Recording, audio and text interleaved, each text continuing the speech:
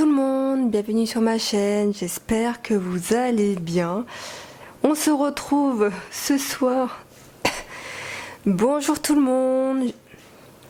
Bonjour tout le monde, j'espère que vous allez bien. Bonjour tout le monde, bienvenue sur ma chaîne, j'espère que vous allez bien. Aujourd'hui, on se retrouve pour le budget de décembre et pour le remplissage des enveloppes. Comme je vous l'avais dit dans l'autre vidéo, on se retrouve ce soir pour le remplissage. Et du coup, on va commencer de suite parce que j'ai pas envie que la vidéo dure très longtemps. Alors, je vais zoomer comme ça vous allez mieux voir le budget. Hop, attendez, je vais zoomer. Alors, concernant le budget de décembre, pour ma part, j'ai eu mon salaire d'un montant de 2300 €. Titi, il a reçu ses allocations chômage d'un montant de 1000 € et comme vous le savez, il fait quelques petits déménagements par-ci par-là et son ami l'a rémunéré d'un montant de 200 €. Voilà, Titi ne demande rien en échange, c'est son ami qui veut le payer pour le remercier de l'avoir aidé et donc ça fait un montant total de 3500 € en revenus. Pour le compte joint, en charge fixe et en charge variable, on a tout d'abord le crédit IMO plus l'assurance emprunteur d'un montant de 811 €, syndic 80 €, lot 30 €, taxe 70 €, frais de bancaire 4 €, internet 40 €, donc là c'est un peu augmenté parce que exceptionnellement ce mois-ci on a pris Disney Plus pour regarder un drama coréen et c'est Big Mouse. Assurance habitation et voiture, on est à 93 €. Gaz, électricité, on est à 120 €. Donc ça nous fait un montant total de 1248 €. Bien sûr, pour tout ce qui est revenu, je l'évalue à la baisse. Et pour tout ce qui est charge, que ce soit dans le compte de Titi, le mien ou le compte joint, je l'évalue à la hausse. Voilà. En fait, je l'augmente à l'euro supérieur, voilà. Et pour les revenus, à l'euro inférieur. Donc, moi, je prends en charge le compte joint, donc 1248 €. Frais bancaires, j'ai 3 € de frais. Netflix et Viki, 14 €. Téléphone, 16 €. Mutuelle, 56 €. Ça me fait une dépense totale de 1337 €. Concernant Titi, pour ses dépenses, lui, il a les frais bancaires d'un montant de 5 €. Il a changé normalement, avant c'était 4 €, mais c'était uniquement les cotisations, sans la carte, alors que là maintenant dans les 5 €, on a les mêmes cotisations, les mêmes moyens de paiement, enfin bref, tous les mêmes trucs quoi, enfin les mêmes tenues de compte, enfin voilà, c'est tout pareil. Sauf que maintenant, il y a le prix de la carte inclus dedans. Téléphone 16 € et donc lui ça lui fait une dépense totale de 21 € pour toutes ces dépenses. Pour récapituler, on est à 3500 € en revenus. Cindy Titi, ça nous fait des dépenses totales de 1358 € et il nous reste 2142 € à budgétiser. Hop, alors... Pour les enveloppes, on a tout d'abord l'alimentation. Comme je vous l'ai dit, moitié virtuelle, moitié cash. Donc ça nous fait 320 € au total. 80 € en drive promo, donc ça c'est en virtuel. Donc tout ce qui est bleu c'est virtuel. Carburant c'est 200 €, c'est virtuel. Divers 40 € comme d'habitude, Titi 30 €. Donc ça fait un montant total pour les enveloppes de 670 €. Investissement, on a également le PEA d'un montant de 20 €. Épargne, donc là pour la voiture, on a décidé de mettre 70 €. Sport 60 €, vacances 1000 € et c'est en virtuel. Cadeau 120 € et papa et maman donc 100 € en virtuel et 100 € en cash. Donc ça fait un total de 1450 €. Alors, pour récapituler, 670 € pour les enveloppes du mois, épargne 1000. Pourquoi j'ai mis 1350? Non, en vrai c'est 1350. 1300. Non, c'est 1450, pardon. Je sais pas pourquoi j'ai mis 1350, enfin bref.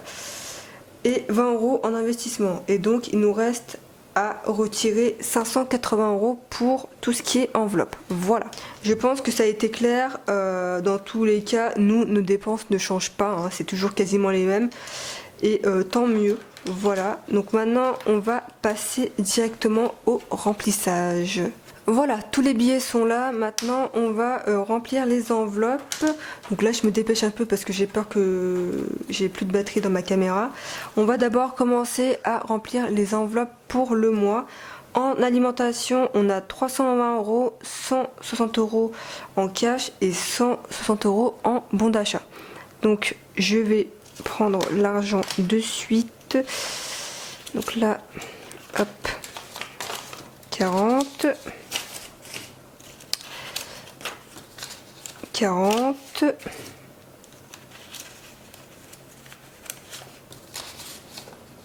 40 et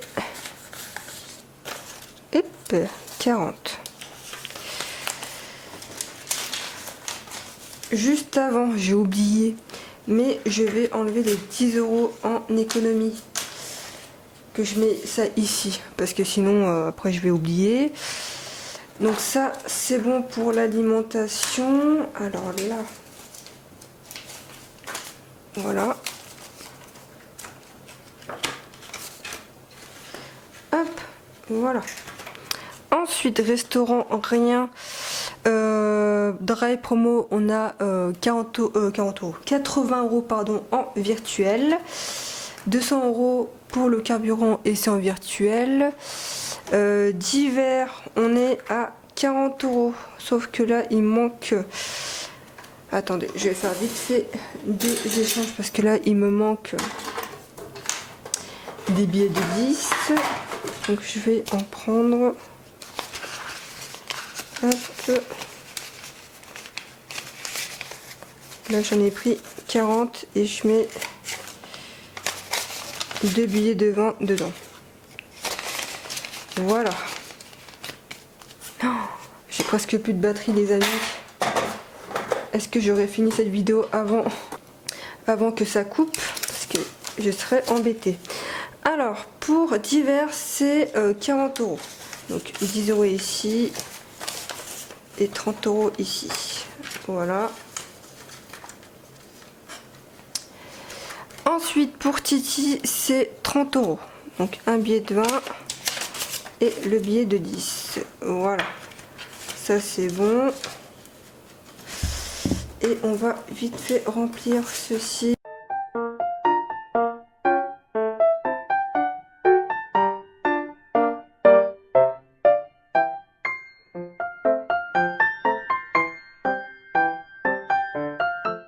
Ce billet là c'est pour l'échange de billets en monnaie, donc je vais laisser sur le portefeuille pour pas que j'oublie.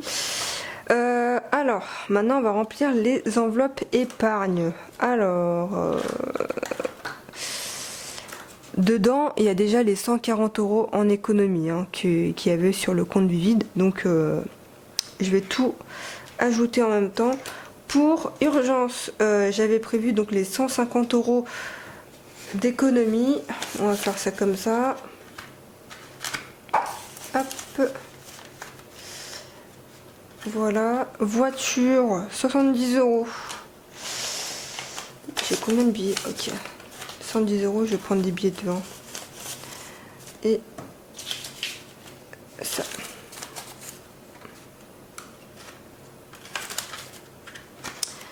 Alors, en urgence, on est à 670 €. Voiture, on est à 310 €. Sport, on avait dit 60 €.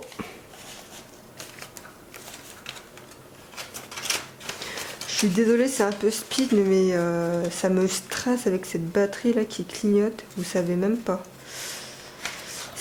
Sport, on est à 80 €. Vacances, c'est en virtuel 1000 €. Et on est actuellement à 2926 €. On n'a pas encore payé la location de la voiture. Faut qu'on le fasse. Maison, rien. Cadeau, on a décidé de mettre 120 €. Donc dans les 120 € en fait il y aura 20 € pour la grand-mère de Titi. Voilà. c'est un don qu'on veut lui faire parce que c'est la grand-mère, il faut prendre soin d'elle et vu que les finances c'est un peu compliqué, on a décidé de lui donner 100 euros. Papa, maman, alors je vais vous expliquer. En fait, ma mère s'est acheté la station d'accueil Dyson, mais il s'avère qu'il y avait une promotion en achetant l'aspirateur, il y a la station offerte. Donc du coup, vu que moi j'ai un Dyson et je savais que plus tard j'allais acheter la station, mais je n'ai jamais eu l'occasion. Vu qu'elle avait déjà acheté, elle m'a dit tiens Cindy je te l'offre, mais elle n'est pas censée savoir que du coup j'ai retiré les 100 euros pour lui mettre dans son enveloppe, comme ça dès que j'aurai une certaine somme ça reviendra à elle. Même si elle m'a dit oui Cindy c'est pour votre cadeau de Noël, mais voilà, ça me tenait à cœur de quand même de lui donner cet argent là, même si ma mère elle n'a pas forcément, enfin elle n'est pas en précarité ou quoi que ce soit, hein, mais voilà, c'est une façon aussi de lui rembourser au fur et à mesure, parce que mes parents nous ont beaucoup aidés.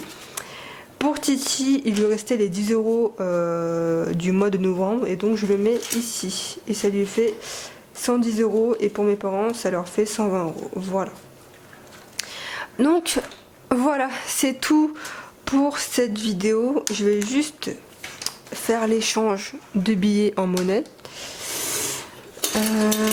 Est-ce que j'aurai assez? Donc le mois dernier, là on est à combien? 2, 4, alors 2, 4, 5, 6, 7, 8, 9. Ok, donc ça, on va le mettre de côté. Et je vais prendre une pièce de 1. Voilà. Et je vais mettre ça dedans. Donc comme je vous l'ai dit, à chaque fois qu'on aura cumulé les 100 euros, ça ira directement dans l'enveloppe urgence. Bien sûr, tout ceci va changer parce qu'il faut que je refasse mes enveloppes épargne. Mais ça, je vous montrerai dès que tout sera fait. Parce que je veux avoir une enveloppe fonds d'urgence et fonds de sécurité.